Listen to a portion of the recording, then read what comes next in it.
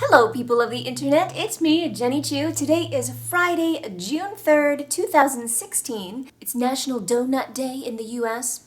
Just throwing that out there. And it is also time for your weekly Talking About What You're Talking About. Cincinnati Zoo. Some of you were probably wishing I was going to say WKRP. But alas, no. By now, everyone has heard of Harambe, the 17-year-old beautiful gorilla who was shot dead at the Cincinnati Zoo after a 4-year-old fell into the gorilla habitat. A young boy is alive, a beautiful gorilla is dead. Even though it looked like he was trying to protect the boy, gorillas are exceptionally strong and the boy's life took precedence. Social media exploded. Anger and blame towards the mother. Anger at the zoo for having a hole in the fence large enough for a 4-year-old to slip through. Rage at the zoo for shooting instead of using tranquilizers. Fury at all the zoos in general for holding animals captive in the first place. It was all just... oh my goodness! Think pieces, opinion pieces, animal rights pieces, blame pieces, all kinds of pieces were published. I am having a hard time even talking about it because it has all just been so relentless. But this show is called Talking About What You're Talking About, and people won't stop talking about it. I have backed myself into a box and I cannot get out. Peter Shankman summed it all up nicely in this Facebook image that he posted. If I ran the zoo, by everybody on the internet. Not to be confused with the also popular book, If I Were Raising Your Children. Same author. Apparently overseas, Colgate has come out with a powerfully whitening toothpaste that is just for men. This tweet has been circulating along with a picture of the product, so us ladies know what not to buy. The flavor is Power Peppermint. For your masculine mouth, your cowboy enamel, that's some macho dentin you got going on there.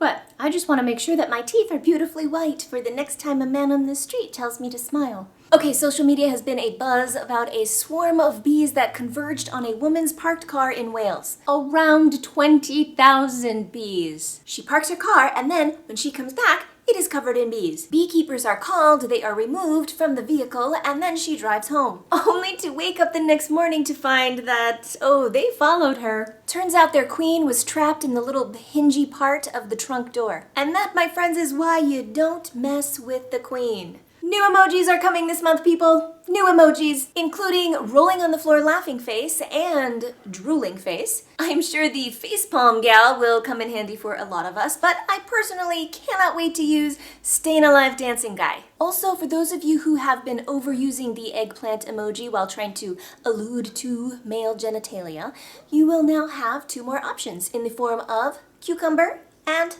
French baguette. Okay, in other news, Taylor Swift and Calvin Harris have broken up after 15 months together. The world is collectively mourning while simultaneously waiting with bated breath for that new breakup song, which is sure to follow. And for those of you who are looking to relive the trauma that is Stephen King's It, they have indeed cast the clown Pennywise for the new movie with actor Bill Skarsgård.